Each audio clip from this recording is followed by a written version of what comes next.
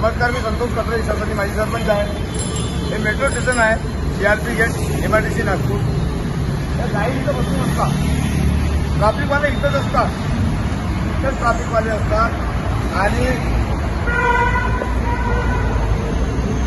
गाडी पण इथं उभी आहे, माहीत नाही आता। त्याच्यामध्ये हेल्मेट असतो, त्याला पण पोलीसवाले थांबवतात, त्याच्याकडे लायसन्स वगैरे सगळं काय असते, तरी पण त्याला तसे 5 मिनिटं घेतात। आणि दादा रामू, तुझं हे लाईट चालू नाही आहे, तुझं हे इंडिकेटर बंद आहे, तुझ्यावर मग 200-500 रुपये चालान होणार, अशा पद्धतीने त्याच्यावर प्रेशर टाकतात आणि त्याला 200 रुपये घेऊन त्याला सोडून देतात। अशा पद्धतीचं काम चालू आहे, मेट्रो स्टेशनवर आहे। म्हणून साहेब, माझी विनंती आहे की यांच्यावर कारवाई करण्यात यावी। या काही याचा वस्तू आहे,